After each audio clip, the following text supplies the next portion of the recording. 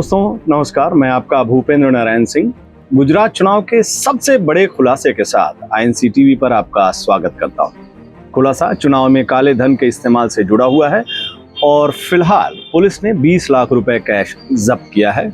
लेकिन जो खबर मिल रही है उसके मुताबिक पुलिस ने अभी काले धन के समुद्र से बस एक लोटा जल बरामद किया है।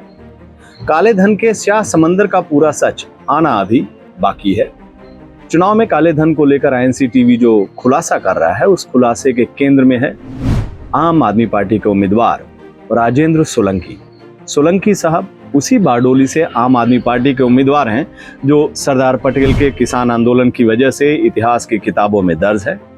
लेकिन अभी बारडोली आम आदमी पार्टी और उसके नेता सोलंकी साहब की काली करतूतों की वजह से सुर्खियों में है। काले धन के इस कहानी में गजब का सस्पेंस है, ड्रामा है, इमोशंस हैं, साजिश है, वो सब कुछ है जिसके लिए आम आदमी पार्टी और बीजेपी मशहूर रही है, कुख्यात रही है। कहानी की शुरुआत होती है उस कार से जिसे आप आम आदमी पार्टी के नेता राजेंद्र सोलंकी का सो कॉल्ड ड्राइवर पराशर चला रहा था। पराशर को मैं सो कॉल्ड ड्राइवर क्यों कह रहा हूं, इसकी भी एक दिलचस्प कहानी है। लेकिन पहले बात बड़े खुलासे की।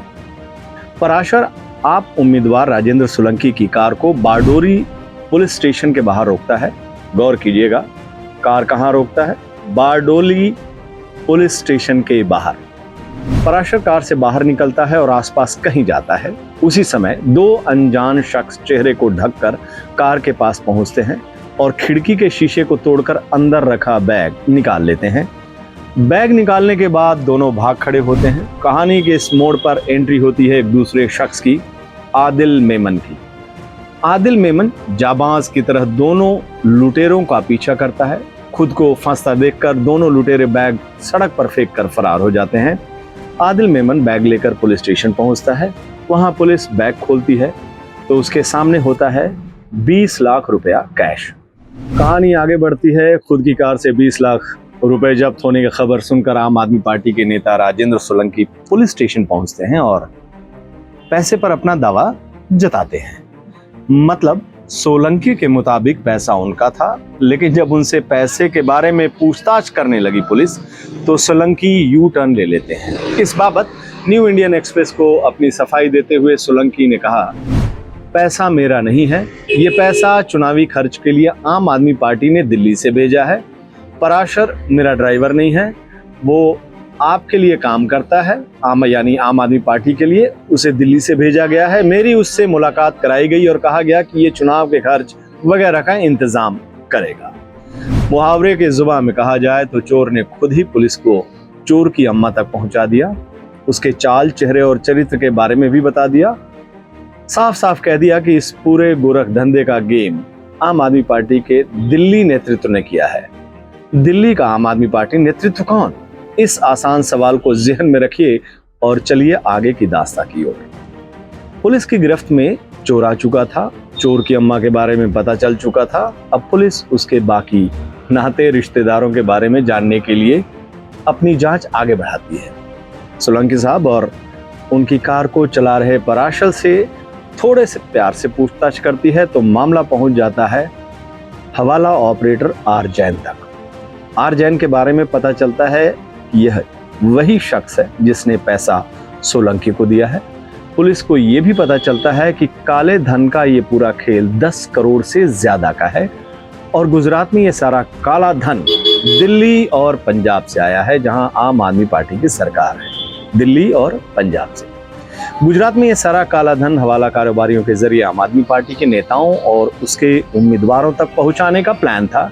लेकिन सोलंकी साहब के गिरफ्त में आने की वजह से मामला बीच में ही लटक गया। पुलिस को, यानी गुजरात पुलिस को हवाला कारोबारियों के पास से कोड वर्ड में लिखे कुछ दस्तावेज भी मिले हैं जिसे डिकोड करने का काम जारी है। पुलिस जांच से एक और बात सामने आई है कि काले धन को अच्छी तरह से मैनेज करने के लिए आम आदमी पार्टी के शीर्ष नेतृत्व ने 30 से ज्यादा लोगों को गुजरात में भेजा है जो हवाला कारोबारियों के जरिए चुनावी फंड को मैनेज कर रहे थे। गुजरात पुलिस की तरफ से काले धन की यही कहानी सामने आई है, लेकिन असल में इस कहानी का क्लाइमेक्स अभी बाकी है। उस क्लाइमेक्स को समझने के लिए आपको वक्त की सुइयों का थोड़ा पीछे घुमाना पड़ेगा। चलना होगा उस दौर में जब माननीय देश के प्रधानमंत्री मोदी जी गुजरात के मुख्यमंत्री हुआ करते थे और श्री अमित शाह जी आज की तरह ही उनके सबसे खासम खास। उस दौर में चुनाव के समय ऐसी कहानियां खूब सामने आती थी। हर चुनाव से पहले मोदी जी पर हमला करने के लिए आतंकवादी जरूर आते थे, उनका एनकाउंटर भी होता था जो आतंकवादी थे। पुलिस को पेड़ की डालियों तक से बम बरामद होते थे। उस दौर के चुनाव में धनबल और बाहुबल के इस्तेमाल की कई ऐसी कहानियां सामने आती थीं, जैसी कहानियां अभी आई है।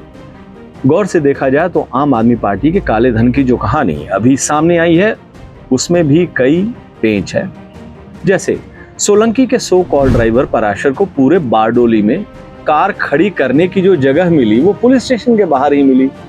लुटेरे जब कैश से भरा बैग लेकर भाग रहे होते हैं उसी वक्त एक जाबाज भूत की तरह पैदा हो जाता है। वो जाबाज न केवल लुटेरों का पीछा करता है बल्कि उसके साथ का बंदा पूरी वारदात का वीडियो भी बनाता है। जो लुटेरे जान हथेली पर रखकर 20 लाख रुपए फरार हो जाते हैं वो दो निहत्थे आदमियों को पीछा करने से घबराकर बैग सड़क पर फेंक देते हैं। जाबाज ईमानदारी की प्रतिमूर्ति बन जाता है और वो नोटों से भरा बैग लेकर सीधे पुलिस स्टेशन पहुंच जाता है। दोस्तों, कहानी के ये वो झोल हैं जो आसानी से हजम नहीं हो रहे हैं।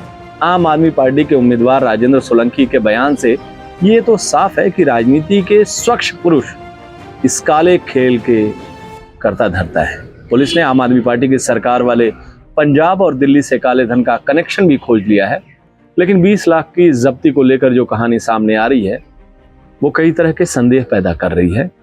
अभी ये साफ नहीं हो रहा है कि ये संयोग है या फिर कोई नया प्रयोग।